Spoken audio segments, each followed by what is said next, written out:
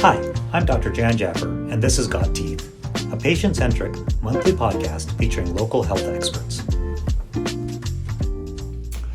So today I'd like to welcome Dr. Manar, who has joined Choo Choo Pediatrics just recently, and recently moved to Canada actually, and is a board-certified pediatric dentist here in Calgary. Yeah, that's right. Thank you so much for having me. Yeah, welcome.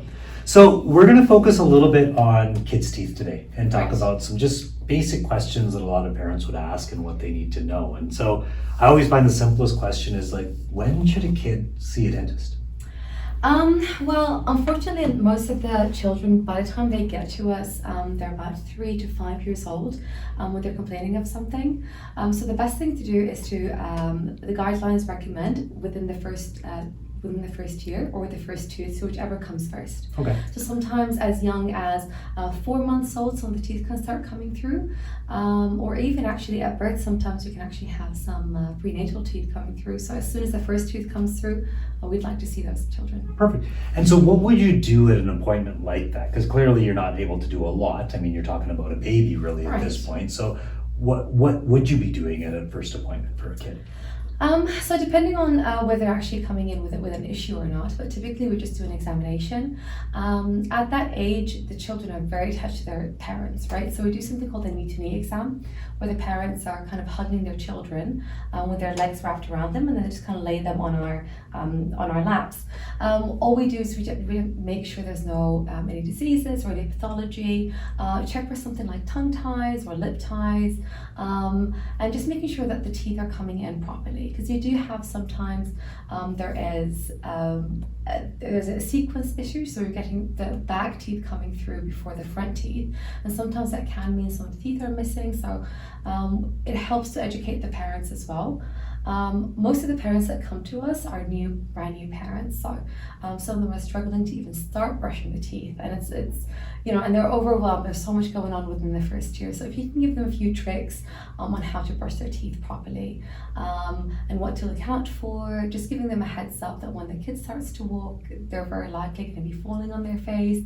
So just a bit of advice here and there, just to kind of avoid any issues within the first year. No, and that's perfect, right? Because a lot of, I feel like that initial exam, although we're looking at the kid, it's really talking to the parent and just getting them comfortable, right? Right. New kid's got teeth. What do we need to do? Because when we were that small, we had parents that were taking care of us. So really helping the parent understand what's going to happen over the next year or 2, 5, 10, really, in terms of how to take care of kids' teeth. Yeah, exactly, and especially at that age, a lot of parents are either breastfeeding or using the bottle, and a lot of them up until like they're 2 or 3, they're still using the bottle. So it's actually quite good once we see them before the age of 1, that we can actually just give them a heads up that once they reach their first birthday, we need to prepare them that they're fully grown now, so they need to be transferring over to a sippy cup.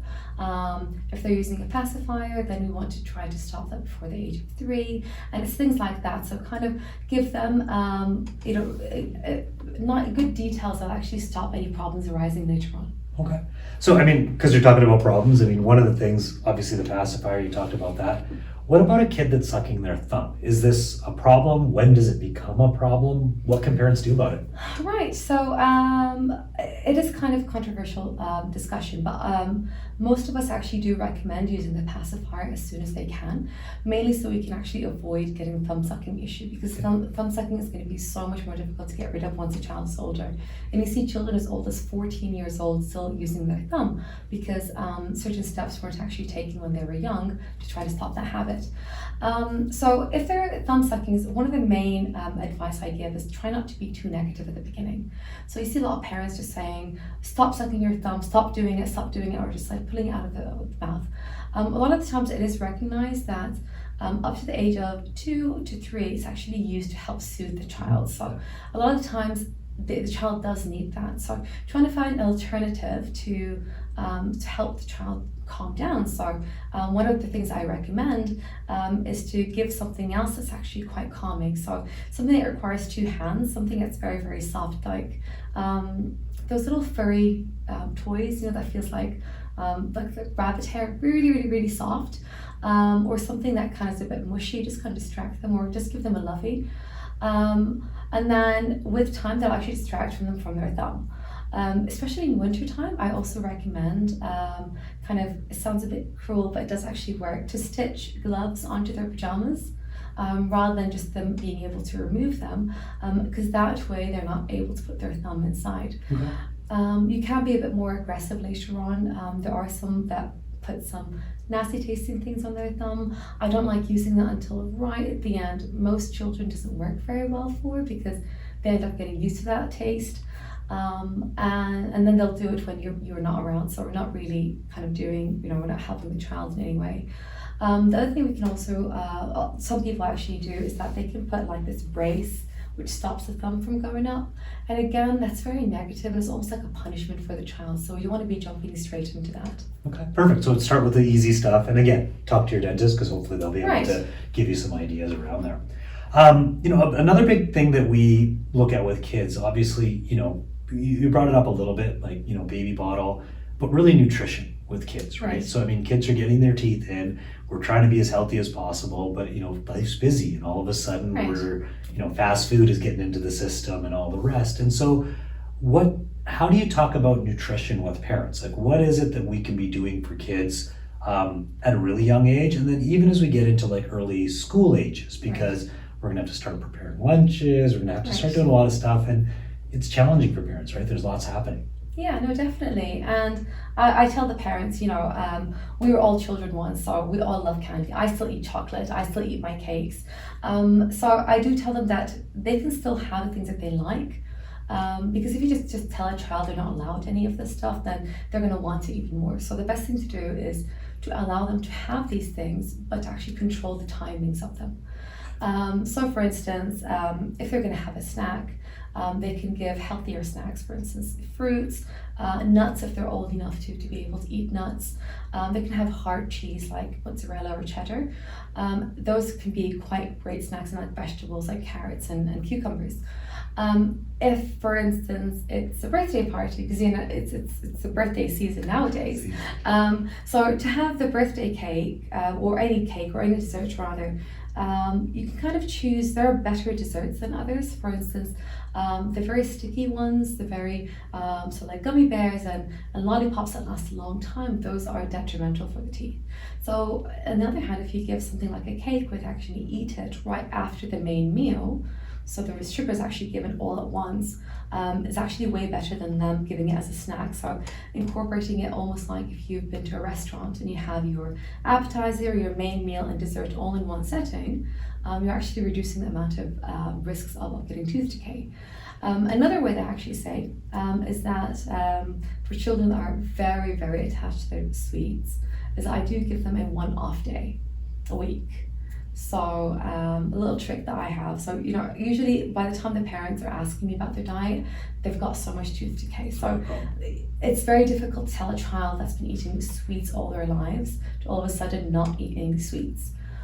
So one little trick that I have is I ask them to make a little box, and they can write their name on it and design it with stickers and glitter and whatever it is they want to do. And anytime they want to eat a sweet or a candy, that I can actually put it in that box, and then at the end of the week, and they have to choose. I usually recommend a Sunday, because when they have that sugar rush, they don't want school the next day. So on Saturday they can actually eat all the dessert that they want, right? So they open that box, eat all the dessert that they want. But the rule is, if they eat any of that dessert throughout the week, then everything in that box gets thrown away. Right? It's interesting. So one way of, because if you give a child a whole box of sweets and you're like, you can eat this all day, realistically they're only really going to eat 2 or 3 pieces. They're not actually eat the whole box because they're allowed to, so they don't want it as much. Whereas if you're kind of trying to stop them throughout the week, they're more likely going to be hiding some, and you hear stories of children hiding sweets under their pillows. Whereas if you're like, you can definitely have that, we're going to wait for Saturday, and then you can just, hang out with your friends and have all the sweets that you want, and it's a complete free day, they're a lot more likely to have everything that they want on that Saturday than have to get punished and hide and everything. Okay, that's really good. Again, we got to find different ways of making it work, right? Yeah, and they're all tried and tested. Yeah. Especially with challenges with kids. You look at today's society, and there's just a lot of sugar in everything that we do with the sodas, with the drinks, and so it's really trying to figure out how to how to do that. And I'm guessing that, like juices, milks in the bottle, Right. pop, I mean, we got to stay away from all of those. Is there Right. any good drinks for kids? Yes, I usually recommend if they're going to have something in between their meals, they can have plain milk. I emphasize on plain milk. So something that has, powdered milk is not, just plain milk. It has a lot of added sugar, so just plain milk or plain water. If they're slightly older, they can still have plain tea, right? I generally try to avoid giving them any pop.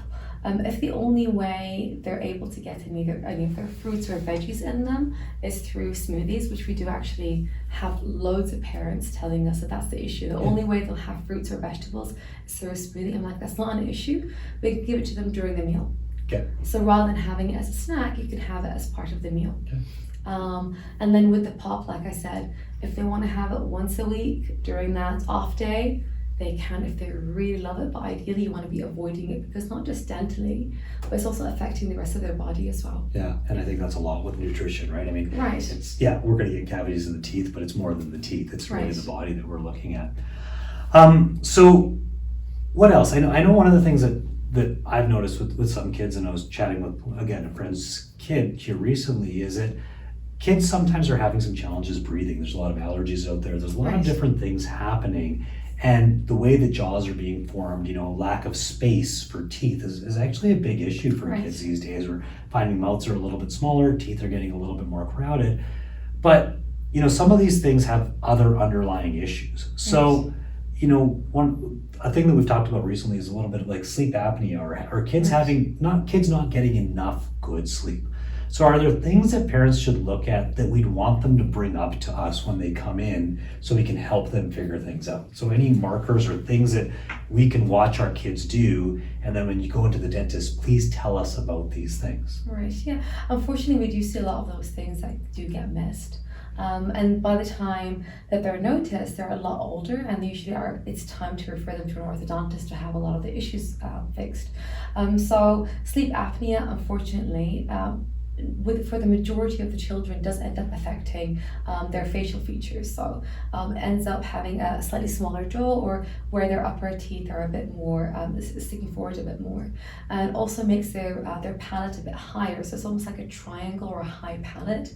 And if the parents kind of look inside, they'll also see that can also cause a bit of a crossbite as well. Mm-hmm. So sometimes you can even see that as young as 2 or 3 years old.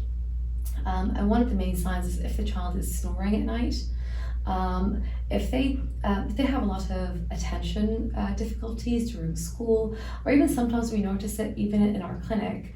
And if we notice it in the clinic, for instance, and we have a look inside the mouth and kind of a few things kind of match up. And also if they're grinding their teeth quite frequently, if they're having issues, kind of peeing themselves at night, especially when they're way past the age when they're supposed to, then we kind of want to be having a look at whether there's an issue with the breathing to start with. A lot of the time, parents don't really watch their children. We've actually had quite a few come through, especially after the Christmas, and they said they didn't even notice their children snored until they spent Christmas break with them when they went away. Mm-hmm. And so all these things do actually make a difference. So if they're breathing from their mouths rather than their nose, then it's more likely to be causing the problem. So that's good to know, because a lot of people wouldn't necessarily bring that up with their dentist, right? Like, I mean, maybe you'd bring up the grinding, but you may not talk about the snoring. You may not talk about a 6-year-old wetting their bed. Right. Unusual, but actually something that we want to know about, right? I mean, Right, yeah. And we're going to look at their facial profiles and talk about different things, but there's a lot of connected stuff that, if you're going to see the dentist, talk about some of the other stuff happening in the kids' lives, even that whole like distraction at school. We've seen a lot of people that, if kids aren't sleeping well, we've often seen maybe they get diagnosed with an ADHD or some sort of deficit disorder. But imagine you sleeping 3 to 4 hours solidly a day. Right, we get definitely. caffeine. Kids don't have that That's benefit, true. right? And so just looking at those things I think are really important. Anything else that you want parents to know that's kind of some of those basic things that parents need to know, or if we kind of covered most aspects of how to make sure your kid kind of lives as healthy a life as we can? Yeah, I mean, just keep in mind, especially with the pediatric dentists and most dentists, we do have a strong enough medical background as well, because a lot of things do actually get, especially when it comes to the head and neck, do get diagnosed initially at the dentist. And so feel free to ask us a lot of things. If you're concerned about your child, feel free to ask, like, do you think this is a normal? Some of them are actually, they don't even ask us about the tonsils. They don't ask about snoring. Like you said, most parents' main concern is the grinding, but it can actually cause so many other issues. Something as simple as sort of ear infections or jaw pain. Some parents are actually unaware they can actually come to us with jaw pain, because sometimes if they come to us with significant jaw pain, it could potentially be an ear infection. So at least we'll be able to determine these things. So yeah, most parents, if there's any issues, by all means bring it up to us, because we'll definitely hopefully be able to refer you over, or at least give you advice as to what the next step is. Even when it comes to behavioral issues, a lot of our studies, especially pediatric dentistry, is with regards to behavior management. So all these little tips for like stopping, thumb sucking or bottle feeding or pacifier use or unable to brush, even if it's an older child, like even if it's like a 10 or a 12-year-old. We study kind of the behavioral management or the behavioral strategies up to teenagehood. So if you have any issues with regards to any habits that we can help you with, we generally have so many tips because we've seen hundreds of thousands of children. And I think that's a benefit, right? I mean, the general dentist can see kids, but there's pediatric dentists that specialize in seeing kids. Right. And the nice thing, at least here in Calgary, is that they can come directly to a pediatric Right. dentist. They can get a referral from a general dentist, but they can also come and find you directly. And Right. if you think that the kid needs some extra help, or you just want to see a pediatric dentist because you want to give your kid that experience, Right. I mean, they can come directly to Choo Choo and find you there, Of or course, find they're maybe so other welcome. docs to do that. Well, thank you so much for your time. I really appreciate Right. it. Thank you. Appreciate it. Thank you.